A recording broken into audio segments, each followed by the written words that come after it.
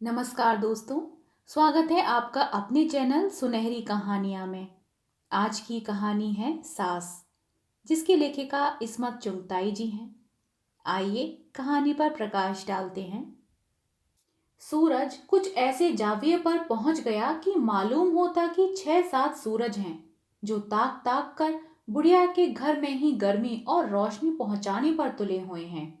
3 दफा खटोली धूप के रुख से घसीटी और एलो वो फिर पैरों पर धूप, और जरा ओढ़ने की कोशिश की तो धमाधम और ठट्टों की आवाज छत पर से आई। खुदा गारत करे प्यारो पीटी को, सास ने बेहया बहू को कोसा जो मोहल्ले के छोकरों के संग छत पर आंख मिचौली और कबड्डी अड़ा रही है।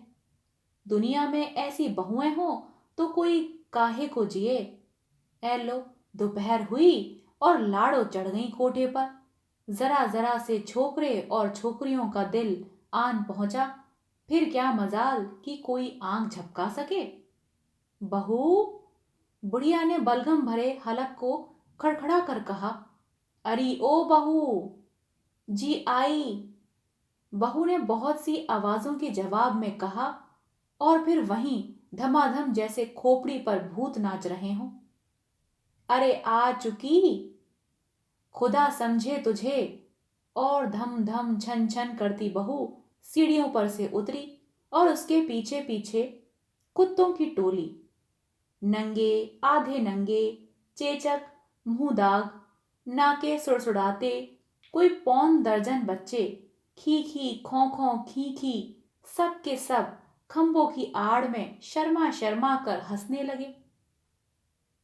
इलाही, या तो इन हरामी पिल्लों को मौत दे दे या मेरी मिट्टी अजीज कर ले। ना जाने ये उठाईगीर कहाँ से मरने को आ जाते हैं। छोड़ दिए हैं जन जन के हमारी छाती पर मूंग दलने को, और ना जाने क्या क्या। पर बच्चे मुस्कुरा मुस्कुरा कर एक दूसरे को घूंसे दिखाते रहे। मैं कहती हूं, तुम्हारे घरों में क्या आग लग गई है जो यहां पर आ जाते हो। वाह, तुम तो मर गई थी, बहू ने बशरिया के कोहनी का टहोका देकर कहा। बुढ़िया जुमले को अपनी तरफ मुखातिब समझकर तिलमिला उठी। झाड़ू फेरूं तेरी सूरत पर, मरे तेरे होसे सोते। मां, हम तुम्हें कब कह रहे थे, बहू ने लाड़ से ठनक कर कहा। मगर बुढ़िया कोसे गई और बच्चों को तो ऐसे आड़े हाथों लिया कि बेचारों को मुंह चढ़ाते भागते बने, और बहू फसकुंडा मारकर बैठ गई। दुनिया जहां में किसी की बहू बेटियां यूं लौंडों के साथ कड़कड़े लगाती होंगी। दिन है तो लौंडियारा, रात है तो। सास तो जिंदगी से तंग थी। गुनगुन गुनगुन, बहू मिनमिनाई, और तोते के पिंजरे में पंखे में से तिनके निकाल निकाल कर डालने लगी। टें टें तोता चिढ़ाता। खाक पड़े, अब ये तोते को क्यों खाए लेती है, सास गुर्राई। तो ये बोलता क्यों नहीं, बहू ने जवाब दिया। तेरी बला से नहीं बोलता, तेरे बाप का खाता है, सास ने पहलू बदल कर कहा। हम तो उसे बुलाएंगे, बहू ने इठलाकर तोते के पंजे में तिनका कौंच कर कहा। हाय हाय, मैं कहती हूं तेरा पता ही पिघल गया है। अब हटती है वहां से कि लगाऊं, बुढ़िया ने धमकी आमेज पहलू बदल कर कहा। और जब बहू ने और सिंगाया तो कोठाली की शक्ल की जूती उठाकर ऐसी ताक कर मारी कि वो गड़ौची के नीचे सोए कुत्ते को लगी, जो बिलबिला कर भागा, और बहू खिलखिलाकर हंसने लगी। बुढ़िया ने दूसरी जूती संभाली और बहू खंबे की आड़ में। आने दे असगर के बच्चे को। बच्चा, बहू को बच्चे के नाम पर बजाय शर्माने के हंसी दबानी पड़ी। थू है तेरे जन्म पर है, और क्या। बच्चा भी आज को हो जाता जो कोई भागवान आई। जिस दिन से कदम धरा है घर का धरवा हो गया। बहू और मुस्कुराई और तोते का पिंजरा झकोल डाला। मैं कहती हूं, ये तोते की जान को क्यों आ गई है। तो ये तोता बोलता क्यों नहीं, हम तो उसे बुलाएंगे। बुढ़िया जलकर कोयला हो गई। यही ढंग रहे तो अल्लाह जानता है कि दूसरी न लाऊं तो नाम नहीं। धूप ढलकर घड़ौची और वहां से कंडेली पर पहुंची। सास बड़बड़ाती रही, मुए नफकते बेटी को क्या दहेज दिया था। ए वाह कुर्बान जाइए, खोली कड़े और मुलम्मा की बालियां। और तो हम क्या करें। बहू फूहड़ पने से बड़बड़ाई और खटोली पर पसर कर लेट गई। और वो एल्युमिनियम के जम्हाई लेकर बुढ़िया ने पिटारी पर सर रखकर जरा टांगे फहरा कर कहा। और फिर सोने से पहले वो समदनों के घुटनों पर से घुसे हुए गुल बदन के पाजामों, फीके जर्दे और घुने हुए पायों वाले जहेज के पलंग का जिक्र करती रही। मगर बेहया बहू आधी खटोली और आधी जमीन पर लटक कर सो भी गई। बुढ़िया की बड़बड़ाहट भी खर्राटों में न जाने कब बदल गई। असगर ने छतरी को खंबे से लगाकर खड़ा किया और कत्थई बिछौने वाली नीली बास्केट को उतारकर कुर्ते से पसीने के आबशार पहुंचते हुए लॉन में कदम रखा। पहले बड़ी एहतियात से एक शरीर बच्चे की तरह रूठ कर सोई हुई बुढ़िया पर नजर डाली और फिर बहू पर। आमों और खरबूजों की पोटली को जमीन पर रखकर कुछ सर खुजाया और झुककर बहू की बाह भींच दी। ओ, बहू त्योरियां चढ़ाकर ऐंठी और उसका हाथ झटक कर मुड़कर सो गई।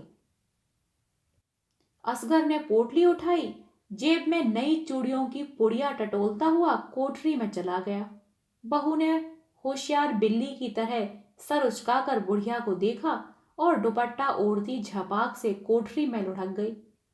पसीने के सर्राटे चल निकले। मक्खियां आमों के छिलकों और कूड़े से नियत भर के मुंह का मजा बदलने बुढ़िया के ऊपर रेंगने लगी। दो चार ने बाजों में बनी हुई पीक को चखना शुरू किया। दो चार आंख के कोने में तुदही में घुसने लगी। कोठरी में से एक गड़गड़ाती हुई भारी आवाज और दूसरी चंचनाहट सुनाई देती रही। साथ साथ खरबूजों के छिलकों और आमों के चचोड़ने की चपड़ चपड़ आवाज सुकून को तोड़ती रही। मक्खियों की चुहलों से दुखी होकर आखिर बुढ़िया फड़फड़ा ही उठी। ये मक्खी जात जी के साथ लगी थी। पैदा होते ही घुट्टी की चिपचिपाहट सूंघकर जो मक्खियां मुंह पर बैठना शुरू हुई तो क्या सोते क्या जागते, बस आंख नाक होठों की तरह ये भी जिस्म का एक उज़्व बनकर साथ ही रहती थीं। और मक्खी तो न जाने साल दर साल उसकी दुश्मन हो गई थी। जब लखनऊ में थी तब काटा, फिर जब उन्नाव गई तो बरसात में फिर काटा, ओलो संदीला में भी पीछा ना छोड़ा। अगर बुढ़िया को मालूम होता कि उसे उसके जिस्म के कौन से मखसूस हिस्से से उन्स है तो वो जरूर वो हिस्सा काट कर मक्खियों को दे देती। मगर वो तो हर हिस्से पर टहलती थी। वो कभी कभी गौर से अपनी खास कनखी मक्खी को देखती। वहीं चितले पर टेढ़ी टांगे और मोटा सा सर। वो बड़े ताक कर पंखे का झपाका मारती। मक्खी तन तन करके रह गई। आह माबूद, उसे कितना अरमान था कि वो कभी तो इस मक्खी को मार सके, लंगड़ा ही कर दे, उसका बाजू मरोड़ कर मुर्गी की तरह मरोड़ कर गड्डी बांध कर डाल दे और मजे से पानदान के ढक्कन में रखकर तड़पता देखे। मगर खुदा तो शायद इस मक्खी से भी शैतान की तरह कौल हारे बैठा था कि बस सताए जाए उसकी एक हकीर बंदी को। न जाने उसमें क्या मजा आता था। मगर उसे यकीन था कि इस दो जखी मक्खी का गिरेबान इस मक्खी की फरियाद जरूर कहकर वो जब्बार के हुजूर में लेकर जाएगी और जरूर फरिश्ते खून पी पिलाकर कांटों पर सुलाएंगे। मगर फिर ये क्या, मुंह कटी मक्खियां भी जन्नत में जाएंगी और सारी जन्नती फिजा मुकद्दर हो जाएगी। बुढ़िया ने पंखे के तपोर बनाकर छपाछप अपने मुंह, हाथ और सूखे पैरों को पीट डाला। बहू, ए बहू, मर गई क्या? वो जलकर चिल्लाई और बहू तड़प कर कोठड़ी से निकली। दुपट्टा नदारद, गिरेबान चाक हाथ में आम की गुठली, जैसे किसी से कुश्ती लड़ रही हो। फिर फौरन लौट गई और दुपट्टा कंधों पर डाले आंचल में हाथ पोंछती हुई निकली। अरे बहू, मैं कहती हूँ, अरे बूंद हलक में पानी। असगर भी शलवार के पांचे झाड़ता कुर्ते की पोटली से गर्दन रगड़ता आया। लो अम्मा, क्या खुशबूदार अमियां हैं, उसने बुढ़िया की गोद में पोटली डालकर कहा और खटोली पर आलती पालती मार कर बैठ गया। बुढ़िया आमों और खरबूजों को सूंघ सूंघ कर मक्खियों की नाइंसाफी को भूल गई, जो अब आमों की बौंडियों का मुआयना करने के लिए उसकी बाँछों में उतर आई थीं। ए बहू, छुरी। बहू ने गिलास देते हुए आमों का रस होठों पर से चाटा। असगर ने पैर बढ़ाकर बहू की पिंडली में कुबच्चा भर लिया। पानी छलका और बुढ़िया घुर्राई। अंधी, मेरे पांव पर औंधाए देती है, और ऐसा खींचकर हाथ मारा कि गिलास मुआ भारी पैंदे के बहू के पैर पर। बहू ने दांत कचकचा कर असगर को घूरा और चल दी तनतनाती। अम्मा, लो पानी, असगर ने फर्मा बरदार बेटे की तरह प्यार से कहा।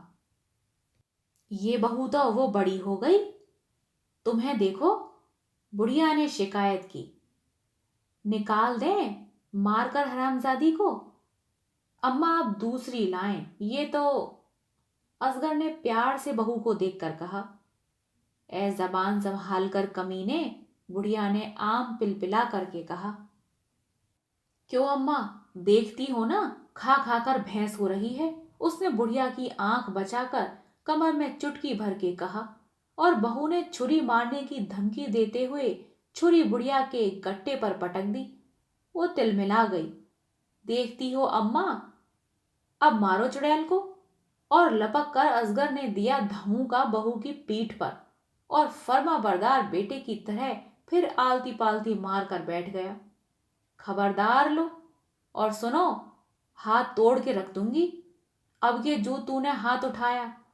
बुढ़िया गनीम की तरफदारी करने लगी। कोई लाई भगाई है जो तू? मैं कहती हूं पानी ला दे। उसने फिर उसी दम बहू पर बरसना शुरू किया। बहू खंबे से लगकर मुंह थोता करके बैठ गई और गिलास से जख्मी हुए अंगूठे को दबा दबा कर खून निकालने लगी। शक्कर का डिब्बा देते वक्त कुछ ऐसा बुढ़िया के पांव रखा कि खून से लिथड़ा अंगूठा बुढ़िया ने देख ही लिया। ओहो, ये खून कैसा? पर बहू रूठ कर फिर खंबे से लग कर बैठ गई और खून बहने दिया। मैं कहती हूं इधर आ, खून तो देखूं कैसा है, बुढ़िया ने परेशानी छिपा कर कहा। बहू हिली भी नहीं। देखो तो कैसा जीता जीता खून निकल रहा है। असगर, उठ तो जरा, उसके पैर पर ठंडा पानी डाल, सांस भी गिरगिट होती है। मैं तो नहीं डालता, असगर ने नाक सकोड़ कर कहा। हरामजादे, बुढ़िया खुद घसीटती हुई उठी। चल बेटी पलंग पर। मैं कहती हूं ये गिलास मुआ सवा सेर का है। इस कमीने से कितना कहा कि हल्का एल्युमिनियम का ला दे, मगर वो एक हरामखोर है। ले उठ जरा। बहू टस से मस ना हुई, बल्कि कोहनी आगे को करके झूठ मूठ नाक दुपट्टे से पोंछने लगी। ला पानी डाल सुराही में से। और असगर सीने पर पत्थर रखकर उठा। बुढ़िया सूखे सूखे लरजते हाथों से खून धोने लगी, मगर ये मालूम करने की बजाय जख्म पर पानी डालने को वो बहू के गिरेबान में धार डाल रही है। और बहू इस ताक में है कि करीब आते ही असगर का कान दांतों से चबा डाले। वो एकदम बिखर गई। खाक पड़े तेरी सूरत पर, बुढ़िया ने असगर के नंगे शाने पर सूखे पंजे से बद्धियां डालकर कहा। और उसने एक सिसकी लेकर जल का सारा पानी बहू पर लौट दिया और रूठ कर आम खाने चला गया। माँ बेटे के लिए ढाई घड़ी की मौत आने का अरमान करने लगी। बदजात, ठहर जा, आने दे अपने चचा को, वो खाल गढ़वाती हूं कि बस, बुढ़िया ने मैली धज्जी की पट्टी बांधकर कहा। बेबस, अब पलंग पर लेट जा। बुढ़िया ने जख्म को इंतहाई खतरनाक बनाकर कहा और फिर बहू के ना हिलने पर खुद ही बोली, ए आ, ले असगर, बहू को खटोले पर पहुंचा दे। मुझसे तो नहीं उठती ये मोटी भैंस की भैंस, असगर जलकर बोला। अरे तेरे तो बाप से उठेगी, सुनता है कि अब। और जब वो फिर भी बैठा रहा तो बुढ़िया खुद उठाने लगी। अम्मा, मैं आप उठ जाऊंगी, बहू ने बुढ़िया की गुदगुदियों से घबरा कर कहा। नहीं बेटी, मैं। और उसने फिर असगर की तरफ आंखें घुमाकर देखा, गोया कह रही है कि ठहर जाओ मियाँ, दूध ना बख्शूं और बर ना बख्शूं। असगर भन्नाकर उठा और एक झपाके से बहू को उठाकर चला खटोली की तरफ। बहू ने मौके का फायदा उठाकर उसी जगह दांत गाड़ दिए जहां अभी सास का सूखा पंजा पड़ा था, और असगर ने कचकचा कर उसे खटोली पर पटक दिया और उसके सुर्ख सुर्ख होठ चुटकी से मसल दिए। बहू नाक छुपा छुपा कर फतेह बंदाना तरीके से हंसती रही और असगर अपने नीले पड़े हुए कंधे को सहला सहला कर गुर्राता रहा। सास वुजू के आखिरी मरहले तय कर रही थी और आसमान की तरफ देख देख कर कुछ बड़बड़ा रही थी। जाने क्या, शायद बेहया बहू को कोस रही होगी। आशा करती हूँ आपको यह कहानी पसंद आई हो। यदि कहानी पसंद आई हो तो कृपया कहानी को लाइक और चैनल को सब्सक्राइब करिएगा। मिलते हैं एक नई कहानी के साथ, तब तक के लिए धन्यवाद।